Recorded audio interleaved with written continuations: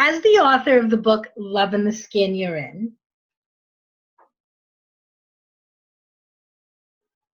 The Juicy Woman's Guide to Making Peace with Food and Friends with your body, I want to share some insights with you and my journey, specifically around loving the skin I'm in and making friends with my body. It's been quite a journey. I've struggled with body shame for a tremendous amount of years. And to a degree, I probably still do, but it's so infinitesimal compared to the way that I used to feel about my body that it's just not even worth talking about. I have a dear friend named Lucy who's a lot more like my sister than my friend. And when I lived in Manhattan, she used to, she's a professional makeup artist, and she used to do my makeup for my book signing events. And when I first started my Loving the Skin You're In Facebook group, I did a video and the lighting was a little off, and I had done my own makeup. And just for kicks and giggles, I sent it to Lucy and I asked her, hey, Lucy, what do you think of the video? And as Lucy does, she gave me her uncensored opinion. And she basically said, oh my God, Andrea, like, how are you going to look like that and, present yourself as the juicy woman? You have your makeup is too light, your brows are so light, they make you look depressed, and you should never be in front of a camera without makeup on. Oof.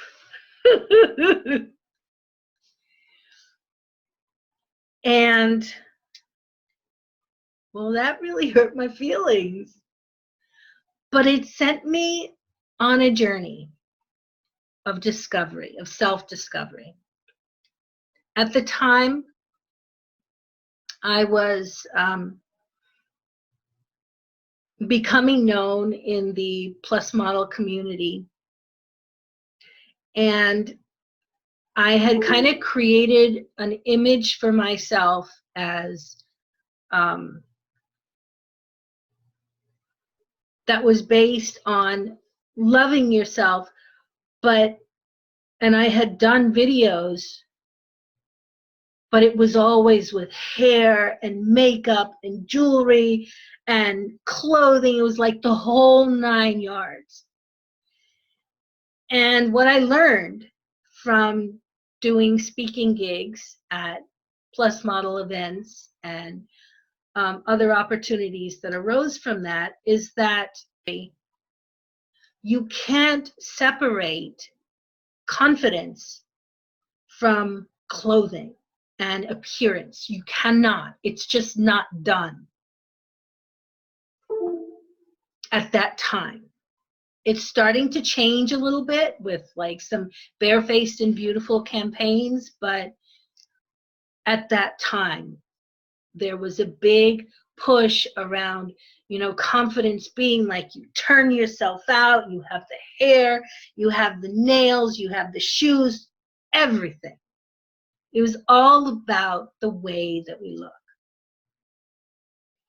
And I thought about Lucy's comment. And it made me question myself to the extent that I realized that serving that community was no longer a right fit for me.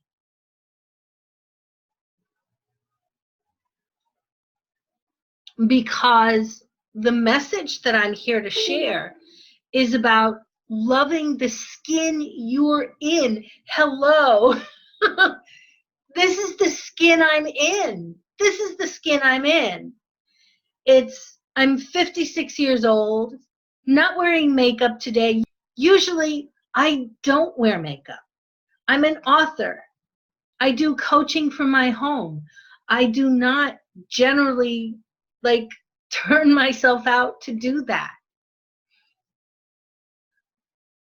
My message is all about loving yourself exactly as you are.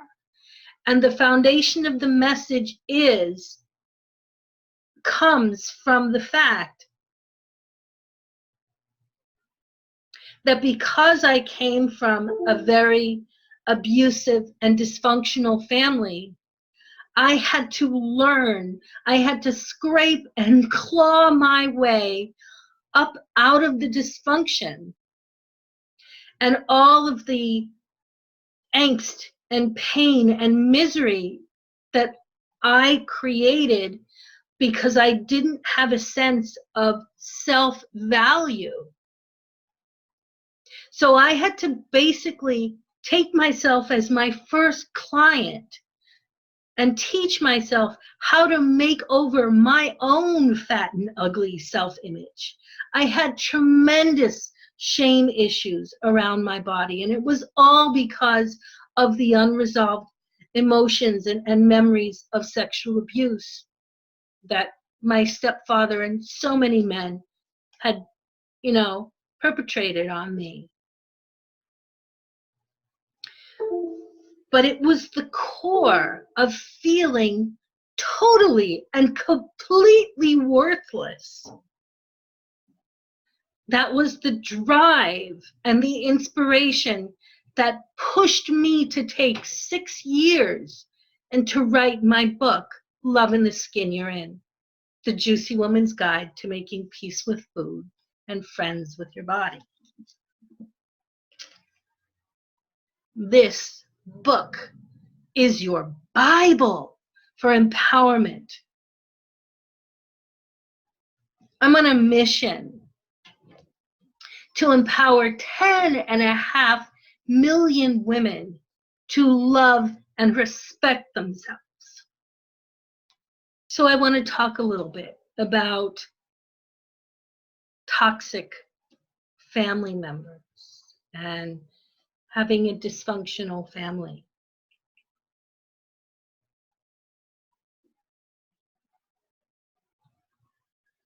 Ooh.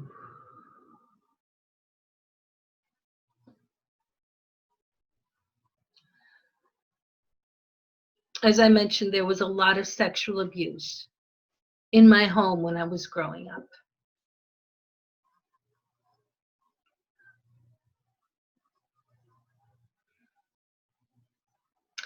And for years, because my mother didn't protect me, I blamed her for all the horrible things that were done to me. I held it against her.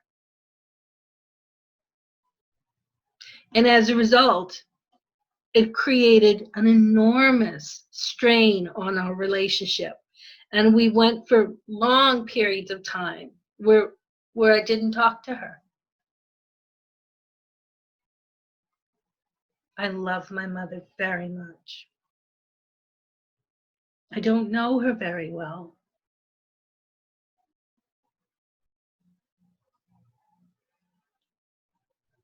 Because she's probably struggled with mental illness from the time that I was a child.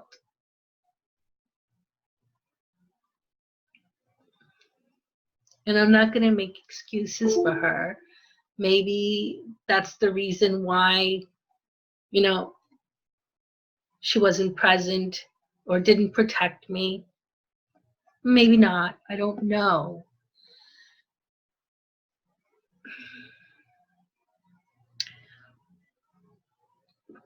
But I grew up with this sense of feeling enraged at the fact that my mother never protected my brother or I.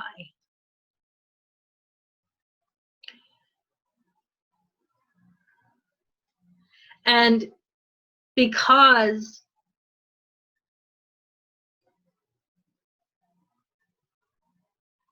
there was always this tension between us, because she remained living with my stepfather after I finally told her at 16 what he had done. I was so angry with her.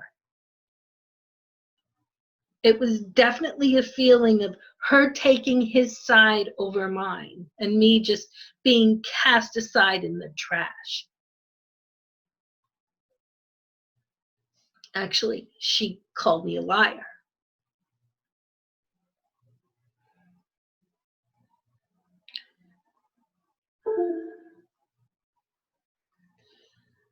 But I grew up for most of my life thinking of my mother as the villain, as, again, not protecting me. But I painted her in a frame of looking at her as the enemy.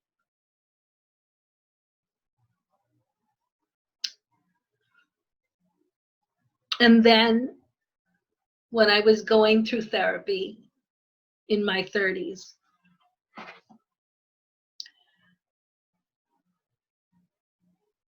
every now and then she would come and she would join me with my therapist, and we talked together. And at the end of one session, my therapist turned to me and she says, Andrea, it's amazing that you have dealt with this as well as you have. Because for someone to have endured the kind of experiences that you have, sometimes they would turn to suicide, drugs, alcohol, and you haven't done any of those things. She said, I can definitely see that your mother struggles with mental illness. And her bipolar diagnosis was probably just not recognized until her 50s. But it's very likely that all along, for all the time that she was raising you, that she struggled with bipolar disorder and depression. And when I heard Ruth tell me that, a part of my heart softened. And I started to realize that my mother really wasn't the villain that I painted her to be.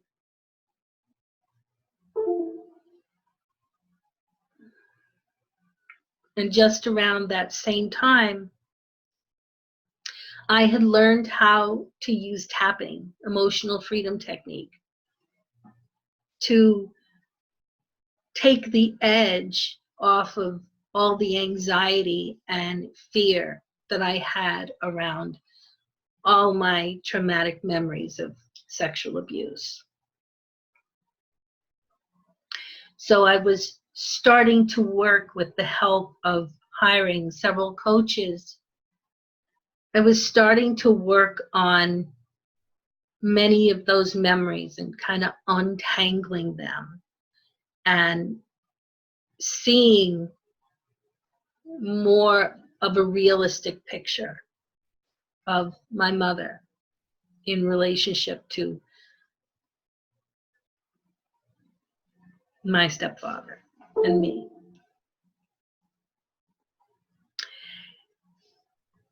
And over time, I've realized that my mother is probably the sweetest person you'll ever meet. She's kind and she's generous and she loves people so much. And it's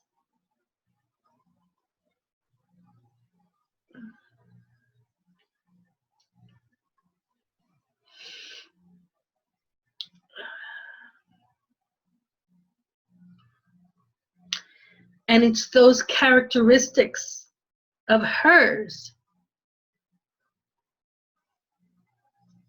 that I've been blessed to have inherited.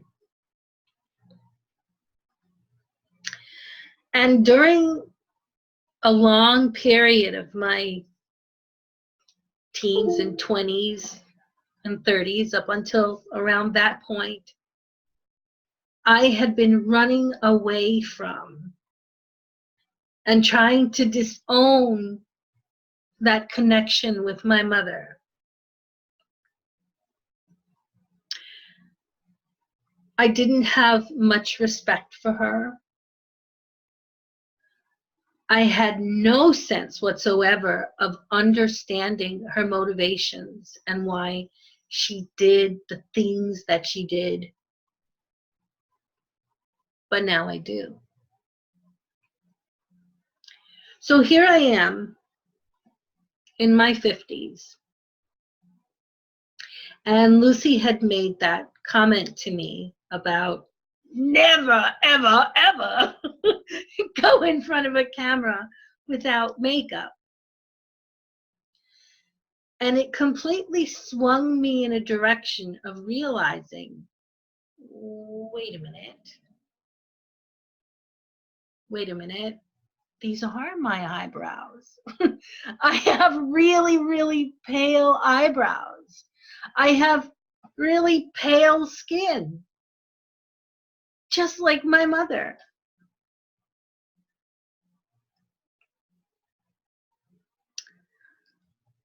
So for a lot of years, Mommy has always had like ash blonde hair. And now that she's older, she's 81, it's white, it's platinum. For a lot of years, I had colored my hair from the time my hair's gone through some changes.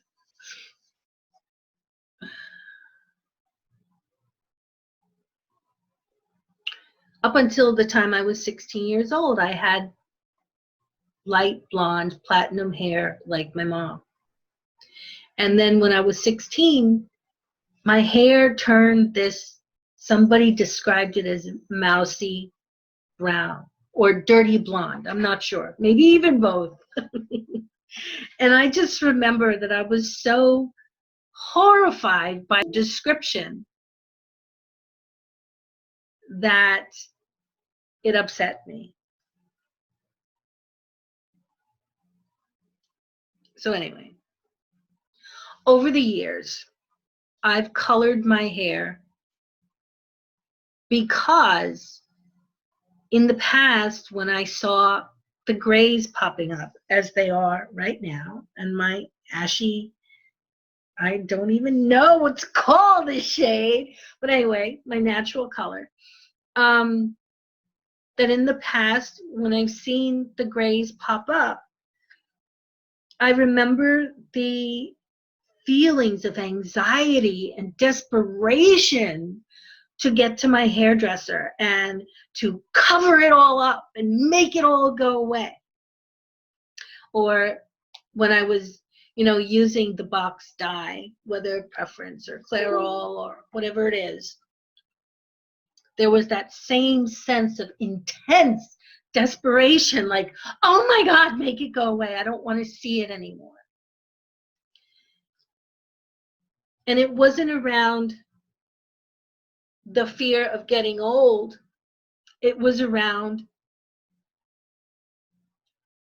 this incredible feeling of horror around being associated with my mother, who, as I said, I had absolutely no respect for her.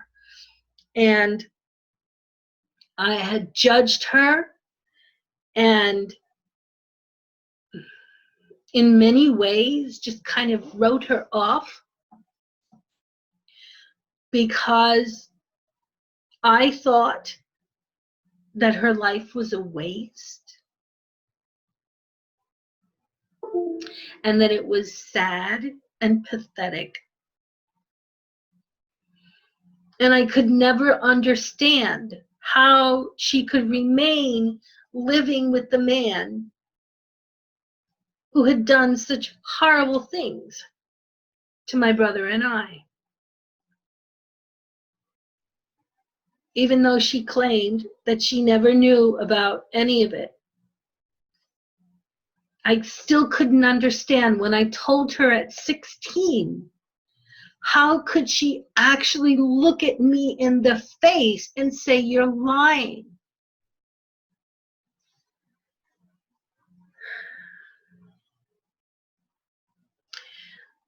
So I've had all these conflicted feelings about my mother and looking like her. And from the time when she had gotten her diagnosis, soon after her mom, my Grammy, passed away, I started seeing her mental illness like on steroids. And I began to observe the consequences of what it's like to live with uncontrolled mental illness. And because she lived with my pedophile stepfather, George, who controlled everything that she did, he didn't want her to take medication. So she ended up going in and out of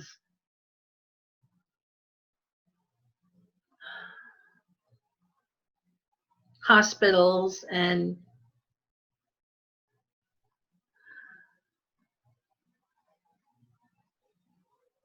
mental facilities and biting police officers and inviting 100 people to parties that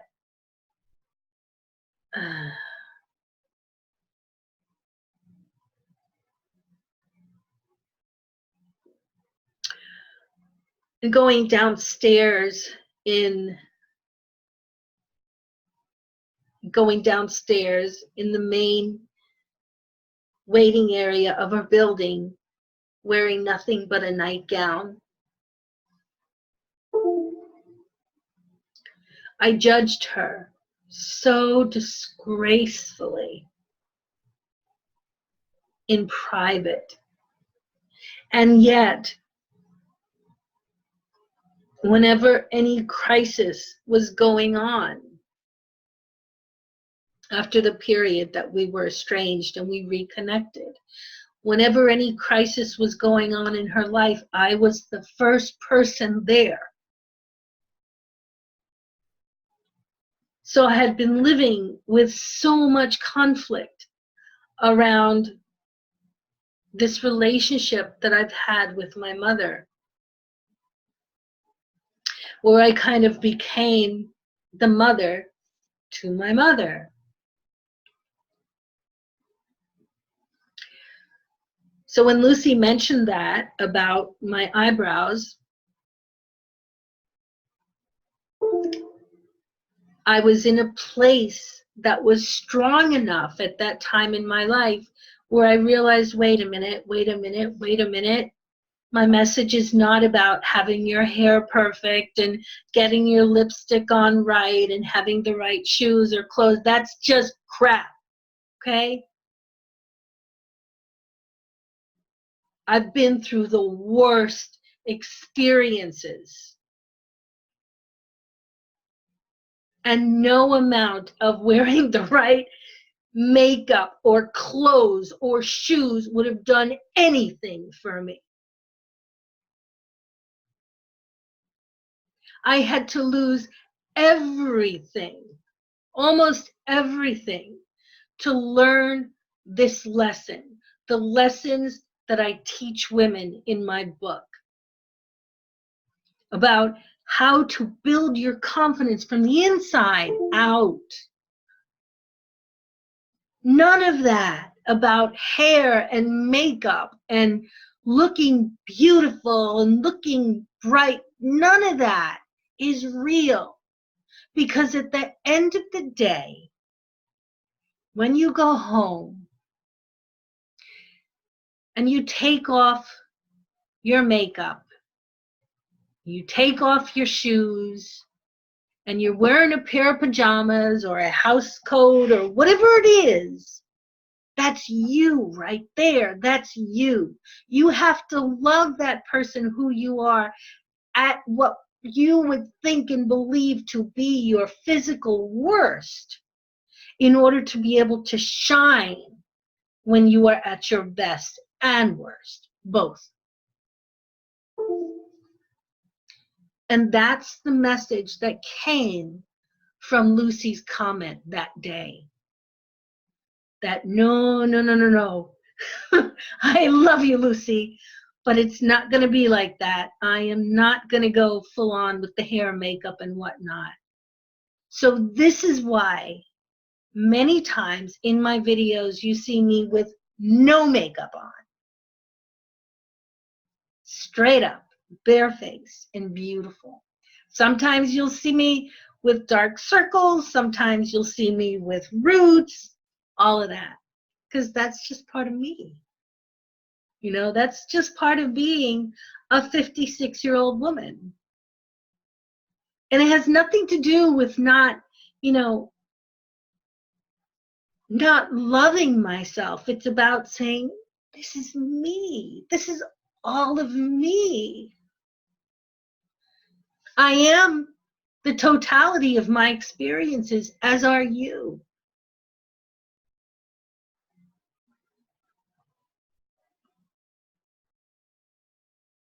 I'm very lucky in that I only had one job when I was 19 or 20.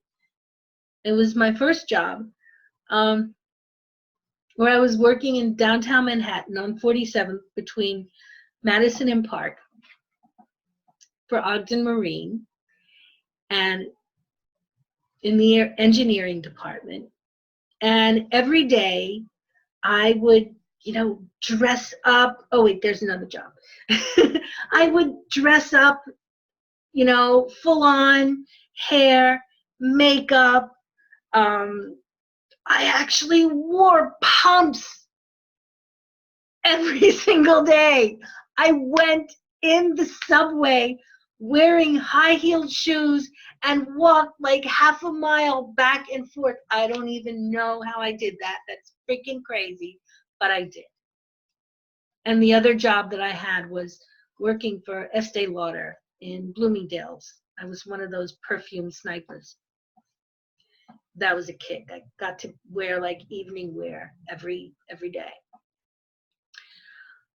But other than enjoying the occasional dress up, whether it's for doing a speaking gig or going out, whatever it is, I am equally as comfortable with my look that you see here. This is me. I'm Andrea.